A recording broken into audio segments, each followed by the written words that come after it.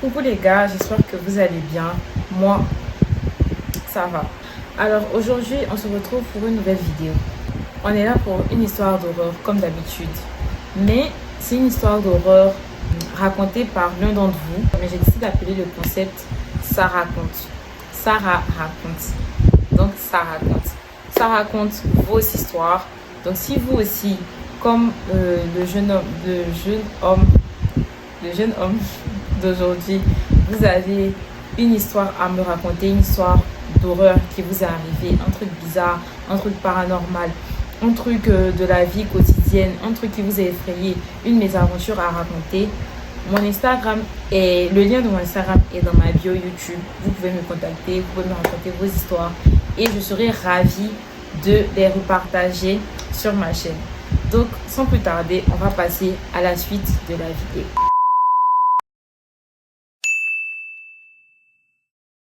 Du coup, j'ai pas le nom, pardon, de celui qui nous raconte son histoire aujourd'hui. Désolée, j'ai oublié de lui demander son nom, mais je pense que c'est pas super important et peut-être qu'il aimerait bien garder l'anonymat. Donc, par souci d'anonymat, on va l'appeler Samuel. On va l'appeler Samuel. Du coup, Samuel, il a aujourd'hui 31 ans. Mais à l'époque de cette histoire, il venait à peine de débuter sa vingtaine. Tout a commencé un soir pendant qu'il dormait.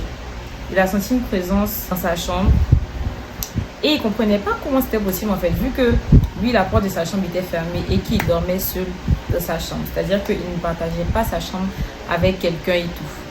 Du coup, il ne comprenait pas pourquoi il sentait une présence dans la chambre. Du coup, Samuel, en fait, c'est un gars chill.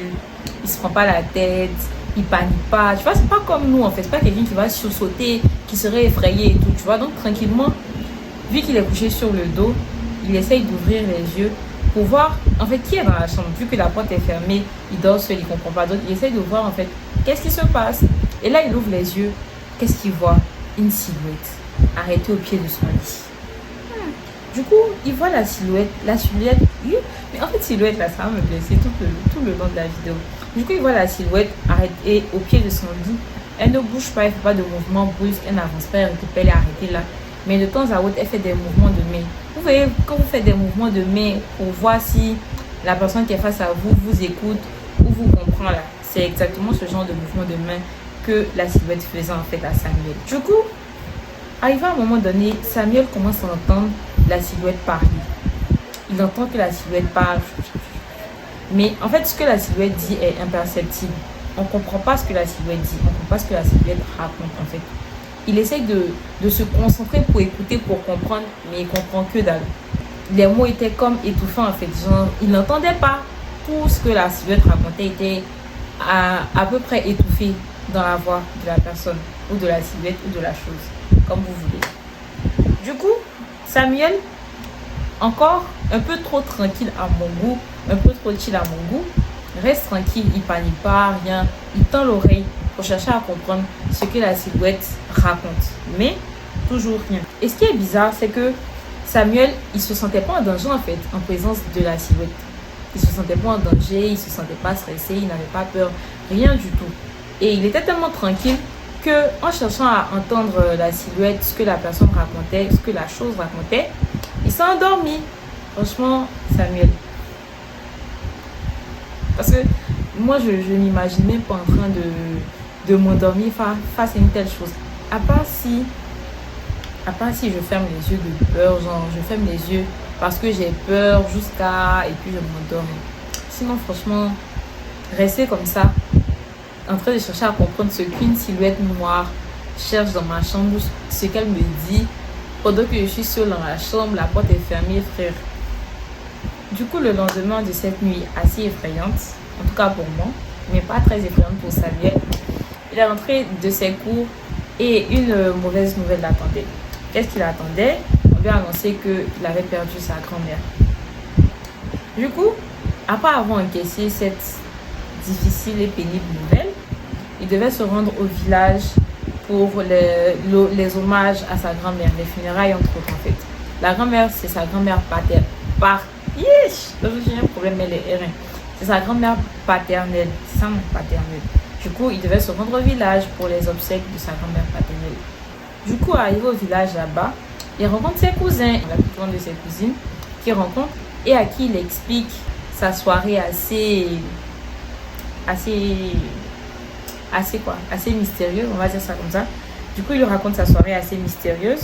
Et surprise, elle lui dit que elle a vécu pratiquement la même chose en fait. Qu'elle a vécu pratiquement la même chose. C'est comme si il lui racontait à elle la nuit qu'elle avait passée aussi la veille. Étrange, bizarre. Franchement, bizarre.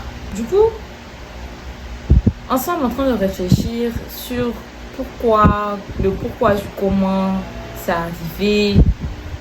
En fait, en train de chercher en fait les raisons de cette apparition, ils se sont dit en fin de compte que ça devait être leur grand-mère qui est venue leur dire un dernier au revoir avant de partir. Et ça, c'est très fréquent en Afrique. Lorsque les gens décèdent, souvent on dit ah j'ai vu tant ici, ah mais il est mort ça fait 2 jours, ah mais moi il est venu me voir, ou bien franchement c'est assez fréquent, mais c'est pas quelque chose en quoi est-ce qu'on peut dire je crois.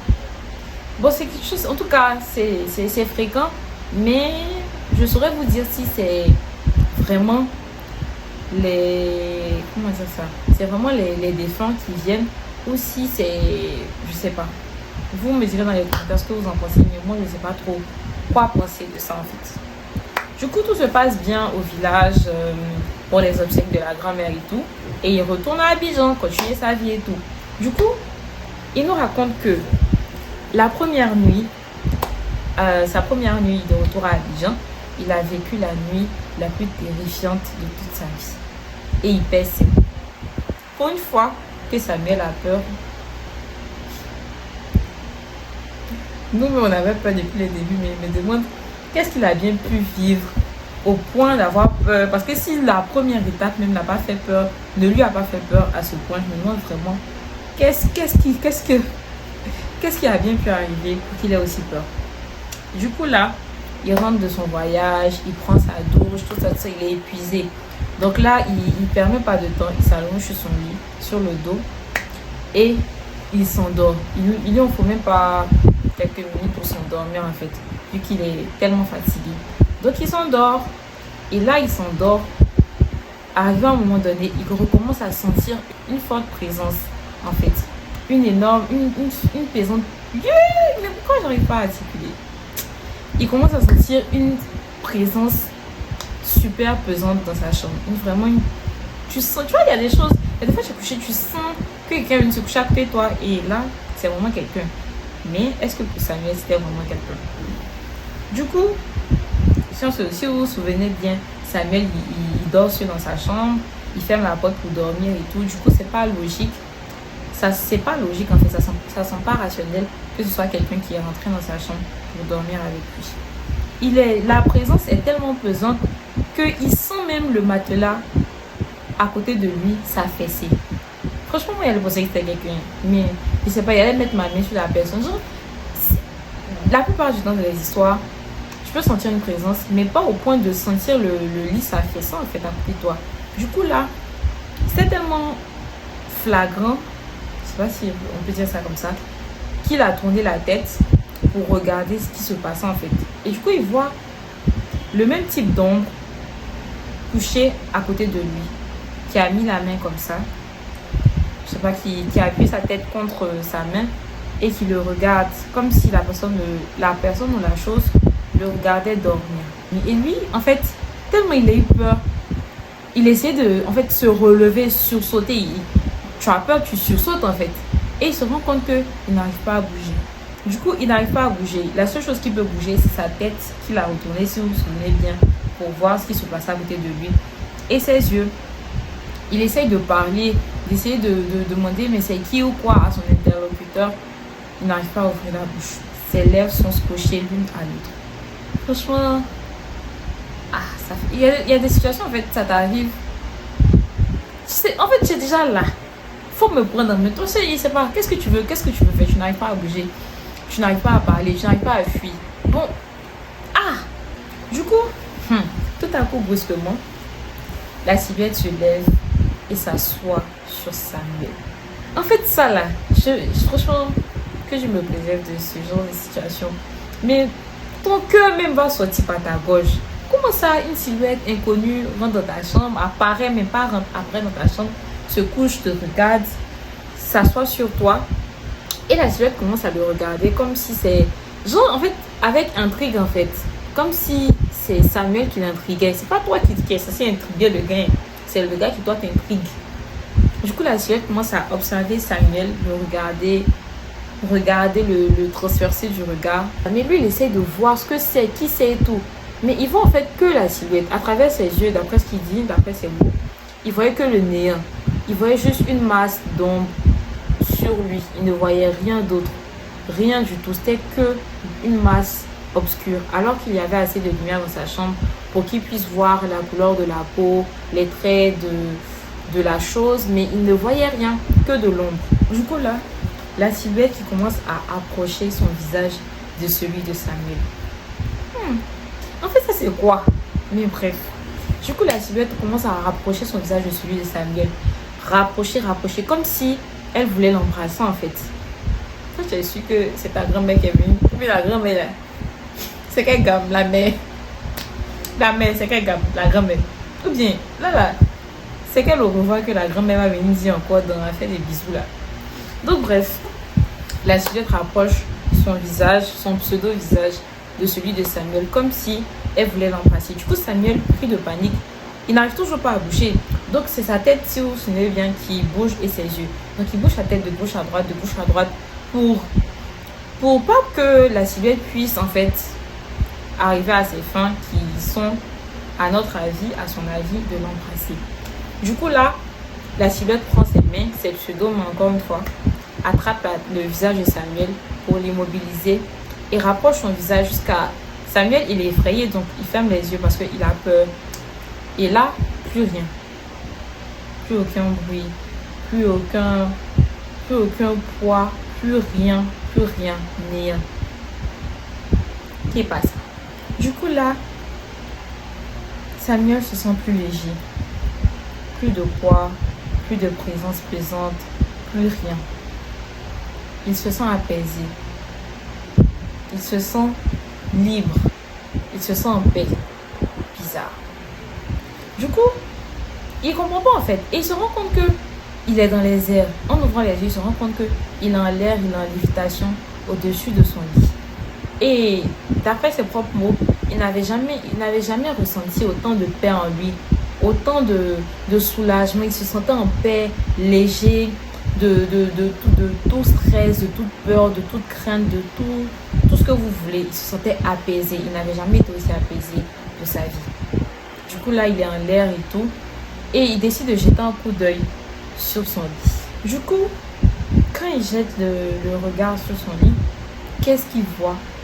Son corps physique. Parce que, en fait, si vous n'avez pas compris, c'était comme si son âme s'était détachée de son corps physique. Du coup, il voit son corps physique sur le lit en train de convulser, en train de se débattre, en train de convulser, tout comme quelqu'un qui faisait une crise d'épilepsie. Alors que Samuel nous explique qu'il n'a aucune maladie de ce genre, il n'a jamais été sujet à ce genre de crise et tout. Donc, bizarre en fait, qu'il puisse faire ce genre de crise en fait.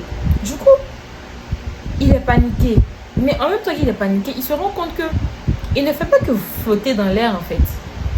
Il est en train de se rapprocher de plus en plus du plafond. Et du coup là, il monte. Et en fait, il se rend compte que son corps convulse en bas et que lui il est en train d'aller vers le ciel. Je ne sais pas si vous voyez en fait la situation. Du coup, il se dit quoi, arrivé au plafond, je vais prendre appui sur le plafond, pousser, pouvoir revenir à mon corps. Dommage, Samuel a raté. Au moment où il veut prendre appui sur le plafond pour se propulser vers le lit, quelle fut sa surprise de se rendre compte que son pied passe à travers le plafond. Du coup, en fait, c'est la panique en fait. Panique à bord. Son pied traverse le plafond. Et il se dit que il s'est automatiquement dit que si jamais il traversait le plafond, en fait, il n'allait plus pouvoir retourner à son corps en fait. Vu que tu quittes la maison, tu es dans le ciel. Sur quoi tu as ta bio, mais comment tu vas faire encore pour retourner dans ton corps? Du coup, c'est là que rentre en jeu la volonté de faire. Bon, il m'a pas dit qu'il a prié, mais il a plutôt expliqué que il s'est concentré, la concentration. Il a réuni toute la volonté qu'il avait dans son corps, dans son esprit, mentalement, pour avoir ne serait-ce que une seule occasion de pouvoir toucher le plafond. Une seule, comment dire ça? De pouvoir en fait toucher le plafond, tout simplement. Du coup, il s'est tellement concentré, il a tellement concentré une volonté de faire en lui qu'il a pu, le temps d'une seconde, s'appuyer, toucher le plafond, se matérialiser, toucher le plafond comme vous voulez, et revenir à son corps. Et il s'est vu en fait retomber sur son corps, voir son esprit, on va dire ça comme ça, son esprit, son âme, comme vous voulez, retrouver son corps. Et dès que son corps a pris contact avec son âme, bah, il s'est réveillé. Il a repris ses esprits en fait. Il a repris ses esprits. Et là, il était franchement essoufflé, apeuré, comme toute autre personne dans sa situation en fait. Essoufflé, apeuré, dans la panique. Il était là, en train de chercher dans sa chambre, son lit, dans les placards, la silhouette qu'il avait vue avant que sa sortie, sa lévitation, comme vous voulez, ait lieu. Il cherchait en fait l'esprit, la silhouette qu'il avait vue. Chercher. Et comme vous en doutez, il n'a rien trouvé. Et franchement, il avait tellement peur. Et imaginez Samuel. Samuel qui n'a pas eu peur à la première apparition là. Samuel, le gars chill, posé, qui n'a pas peur. Paniqué, en pleine nuit. Ce qu'il a pu faire, c'est appeler sa copine. Samuel, l'amoureux, hein. Appeler sa copine pour lui raconter ce qui s'était passé. Et sa copine, étant une personne très croyante, a décidé qu'ils prient ensemble au téléphone. Et ils ont prié ensemble au téléphone et il s'est rendormi. Après ça, il a dit qu'il n'avait plus jamais eu ce genre d'apparition encore de sa vie. Il a déménagé quelques temps après avec sa famille. Sa famille a déménagé en fait. Donc il ne sait pas si le fait d'avoir déménagé a un rapport avec le fait qu'il n'ait plus jamais vu une telle silhouette ou que bon, voilà, c'était encore lié à sa grand-mère. Du coup, vous, qu'est-ce que vous en pensez? Vous pensez que c'est sa grand-mère qui est venue le chercher pour partir? Wow. C'est un esprit qui était dans la maison, mais pourquoi une seule fois, genre bon, 2 fois disons, sachant qu'aujourd'hui il a 31 ans et que ça s'est passé au début de sa vingtaine, il se pose toujours des questions de savoir qu'est-ce qui s'est vraiment passé ce jour-là. En tout cas, ce dont il est sûr, c'est qu'il n'a pas halluciné. C'était bien réel, ça s'est vraiment passé. Du coup, vous, dites-nous dans les commentaires ce que vous en pensez. Est-ce que vous avez vécu une situation similaire ou plus effrayante ou je sais pas. Est-ce que vous avez des histoires à nous raconter, des histoires à partager? Est-ce que vous êtes à la recherche de réponses?